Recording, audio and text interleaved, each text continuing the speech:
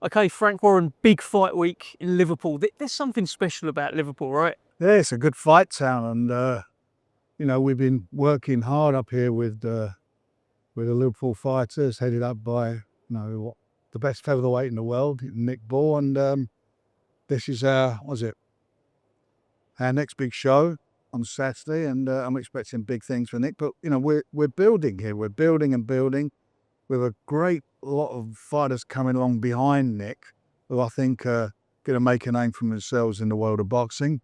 And things are hot here. This is a hotbed of boxing.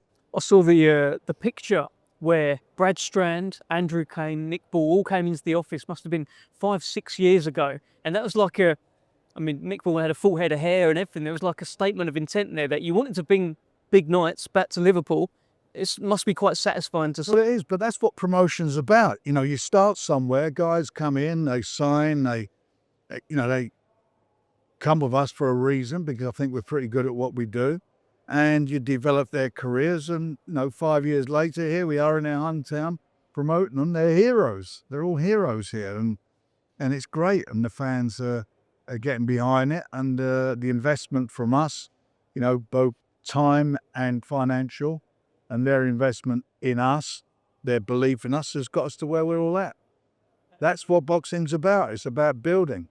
It's about building blocks. It's about the guys getting experience, learning their craft and their trade, and making, hopefully, the right moves at the right time. It's all worked so far for Nick Ball. I saw the Boxing News cover the other day. They had him, but #1 in Britain? Question mark. It's between him and Daniel Dubois, right? I think that's a really, really, I think that's about it, really, to be quite honest. They've both done brilliantly, and they're both top of their game at the moment. Daniel's had a couple of hiccups on the way, but he's shown what he's all about and overcome them. And he's on a tremendous roll, and he's, he beat Britain's hero, didn't he, in AJ in his last fighting with Nick.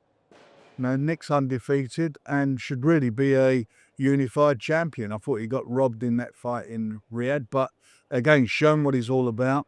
And, I'm hoping, provided he keeps winning, which I believe he will do if he keeps winning, I'm hoping by the end of the year or the next year that we can make that super fight of him and Inoue. I'd love that fight. Do you fancy him in that fight? I do. What are his advantages against Inoue?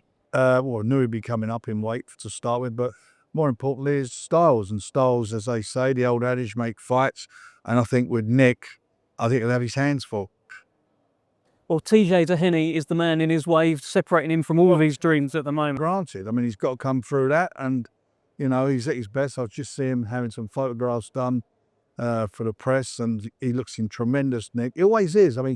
Paul Stevenson doesn't mess about. He gets these guys in really, really supreme condition, and they've got a great belief in him as a trainer and a manager, and he's done a fabulous job.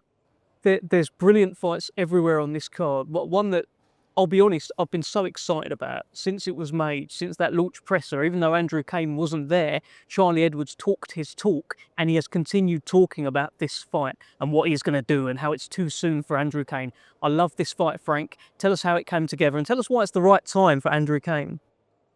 Look, he's talking, and that's great. And he's a great, he's been he's a former champion, isn't he? And he's an excellent fighter. He's got good boxing skills. But on Saturday night, the talking will stop, and we'll get down to business, and we'll see. Andrew's got tremendous self-belief. He's a bit of a handful for anybody, and this is a tough fight for him on paper, in as much that, we're going to see what he's all about. Is he what we believe he is? And if he is, he'll come through the fight. This will be the way to find out for sure. There's another kind of passing of the torch, potentially, kind of fight between Ryan Farag and Jack Turner. It's a great little fight, that is. This is a great boxing card. It's a very good fight card. And that, as you just saying, that's a very interesting fight. And I think it'd be an all-action fight. Yeah, can't wait for it. So that's Saturday night. Final show on TNT Sports as well with Queensberry. What a journey it's been. Well, it's been a great journey. We started off with a company that had no involvement in professional boxing whatsoever. And we've done the deal with them. They believed in what believed in us as a business and what we can bring to the table. And I think we leave them with the strongest stable of fighters or group of fighters, certainly in Europe, maybe the world. You know, the heavyweight division all the way down. We've got a tremendous roster of fighters, and we built that on BT, now TNT. Worked with a great bunch of people. I mean, some people, you know, early days have left. Good people were there, like Simon Green. You know, fabulous people there. And in some ways it's sad, but you know, we've done a deal. We're on a new journey, and we're now onto a new platform, which I'm really looking forward to.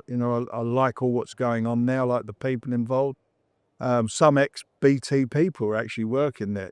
So I'm looking forward to reconnecting with them, working together along with some of their existing people. And we're going to get, you know, we are competitive. Everybody on there as promoters are competitive, and we'll be all trying to outdo each other. So the bar level is going to be very high, and to what we aspire to delivering to the zone. And the good thing about it for the fight fans, they got one subscription. Easy as you like. Easy as like for the best boxing from around the world. It all starts for Queensberry on DAZN in April in Manchester. Now, this heavyweight show has had a few changes. Where are we with it all at the moment? Joe Joyce has got a change of opponent. Unfortunately, as you see, that terrible cut on Dillian's hand, he can't fight, but he's got a tough opponent. He's fighting Hrgovic now. And Hrgovic, I think it's a real tough fight for Joe and Hrgovic. I mean, both of those guys is one they need to win. They want to still be at the top of the game. So there's a lot of competitiveness about that. Got the British title with David Adelaide, who's fighting for the British title. So there's that, and a tremendous undercard. So, you know, we've luckily we've got depth in our resources with fighters that we work with, and now we've got a good card there. It's going to be a great opening show, and we've got some fantastic shows lined up after that, and we're announcing some brilliant shows for the summer. Some really good quality fight cards. Well, stand by for all of that. Where are we with Joseph Parker, Alexander Usyk, Daniel Dubois? This kind of axis at the moment. WBO have put out that they're next in line for the mandatory. They put out that obviously Joe Parker's the interim, and they called for the fight between him and Alexandra. So, you know, with the WBO, they don't really believe in interim fights. They say if you're interim champion, you got to fight champion, because they believe in one champion in there at the WBO. And it's a very, very interesting, could be a great fight, but there also may be a unification. So there's a lot of things happening, but whatever happens, all these guys are in great positions, you know. Joe after that brilliant win he had in Riyadh against Bacoli, he's in a tremendous place now. You know, whatever happens, whoever is the WBO champion will have to fight. They've ordered that.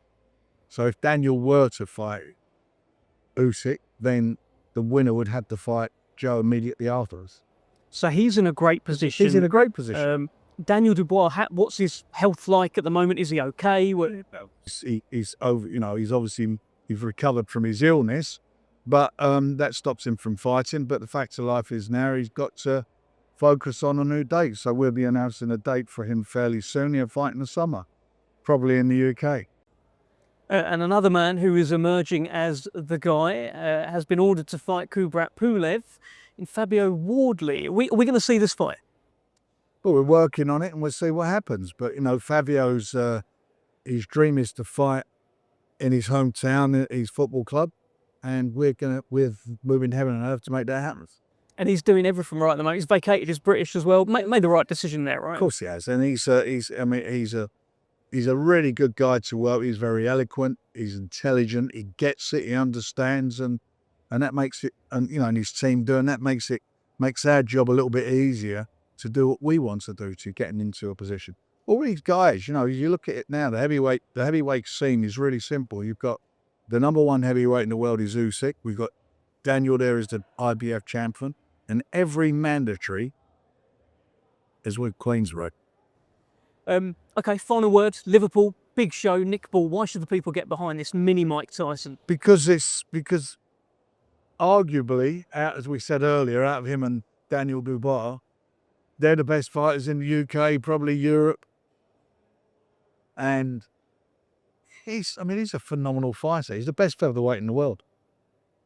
For me, best featherweight in the world, most exciting fighter to watch. He's all action. You can't blink. The work rate's tremendous, and I love watching him as a fighter. I have done from day one, and he's actually getting better and better. He certainly is. So watch it. Don't miss. Watch it. He's getting better and better. So are you, Frank. Good to see you. Well, no battle. See you.